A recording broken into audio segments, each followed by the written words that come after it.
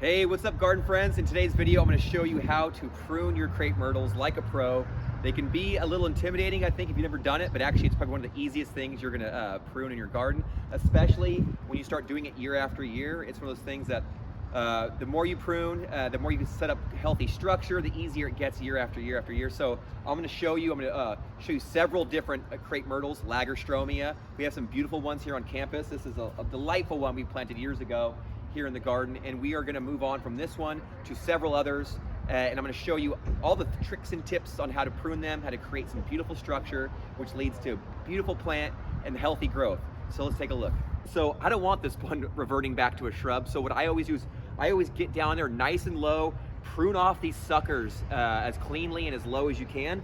If it's thin enough, you can use some bypass pruners like this, and I will just cut them down as low as I can. I'm not cutting into the trunk of the tree. I don't want to cut into the base of the roots, but I do want to remove as many of these as possible. Now, if you come to a branch that's just too thick, then bust out your handy dandy loppers and give them a little slice.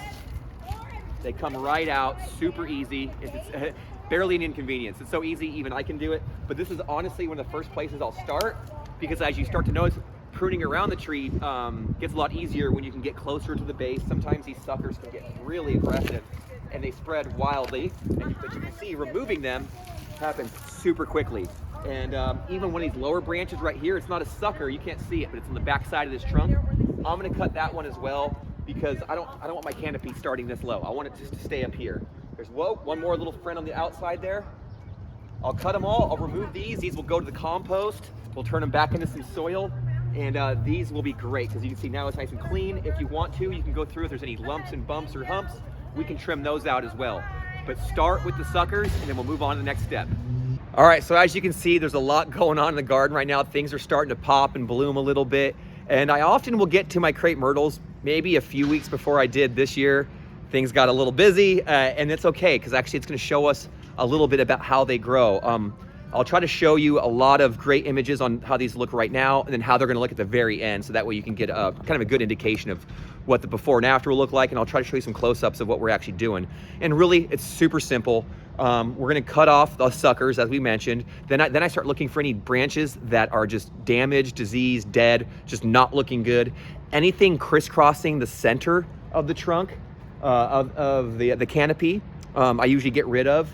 Any branches that are kind of swooping down towards the ground. It's a lot like deciduous fruit tree pruning, but with some differences. You can see right now the growth is actually starting to come back a little bit, and it's kind of cool, because hopefully that'll give us a little bit to look at.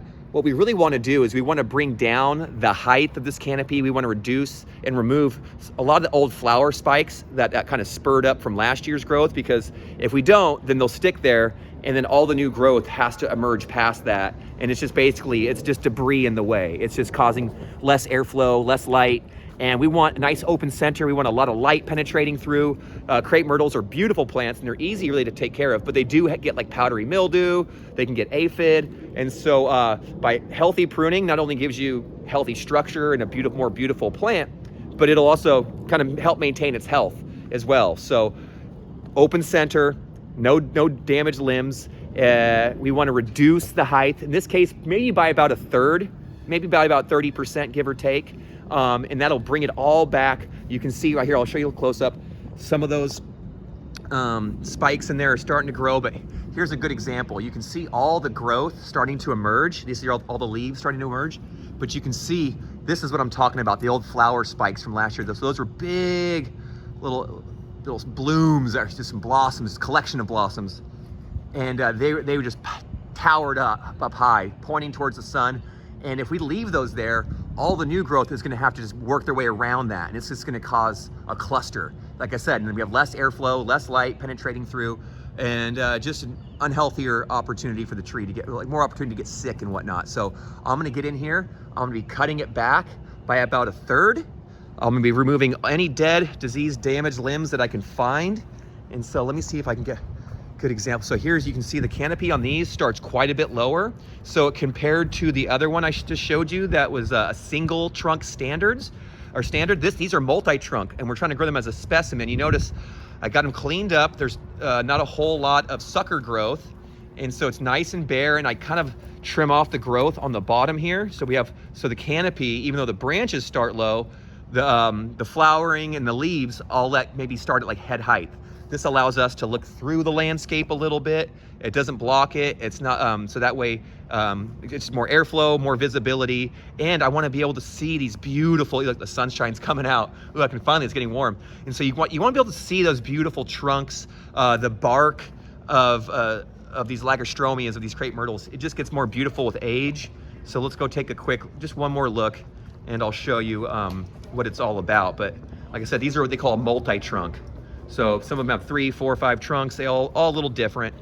But there's always things, like I said, if there's a branch there like that one's in the center, it's fine for now. But if it caused me any problems, you could remove it. But you want a lot of light, a lot of airflow, and we got to bring down. You can almost see the part we got to bring it down to. So you see from there up, that's what we have to remove. And then so the trees should be about that height when we're done.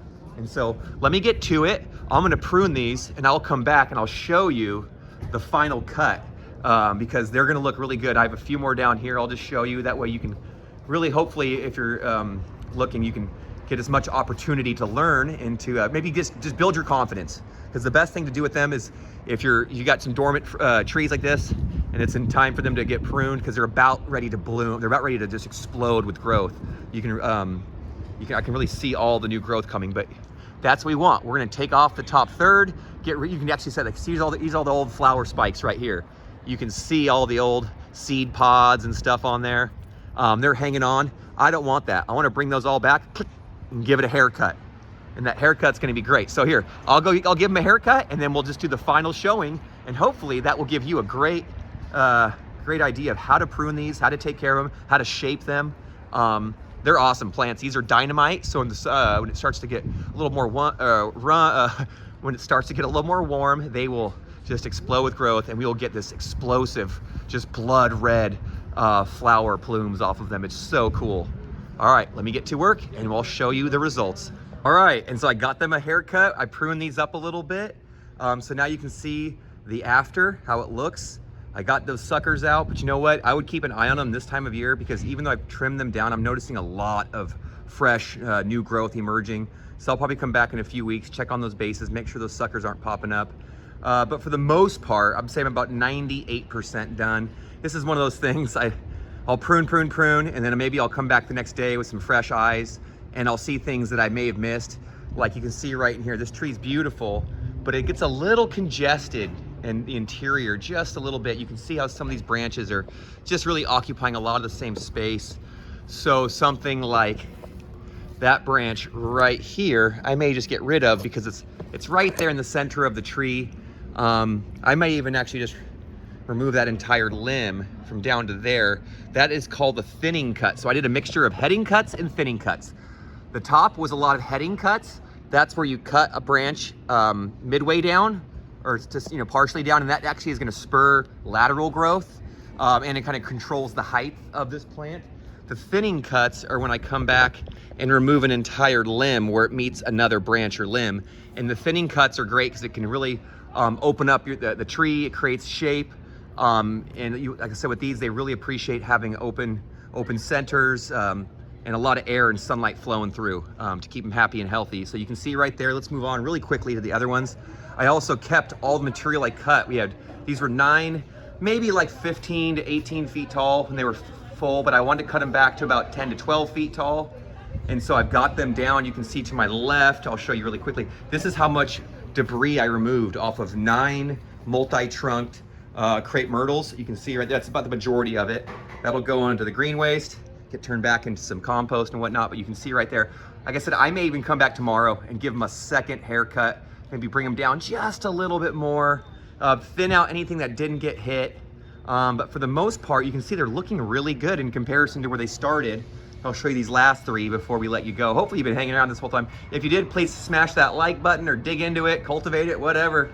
But hit it hard, and give us a comment. Let us know how you prune. I used a mixture of loppers, hand pruners. I even had my pole saw out at one time, my pole lopper. and even a power shear on some of the smaller branches made it go really quick. So use whatever tools work for you. On the thicker limbs, you might need to use like a saw, like a wood saw to cut through it. Like sometimes I'll use like a little hand saw that's designed for fruit trees and wood cutting for anything too thick. But for the most part, I mean, the loppers and the pruners did a bunch, and the shears were great on just giving a haircut to some of those smaller branches. But there you have it, friends. I would say the biggest mistake, here it is, if you take anything away from this video, the biggest mistake people make when pruning their crepe myrtles, I would say number one is not doing it at all. So please, if you're gonna prune, the best way to kind of get good at it or learn is just try. Just try, and I think you'll be great. The second mistake, and I think this is crucial, is don't over prune. I cut them back to here, but now some people you'll see they'll cut them back real hard down into here, and then it creates these knuckles. It lowers the canopy, sure, but then you'll get this really bushy growth that'll come out of here.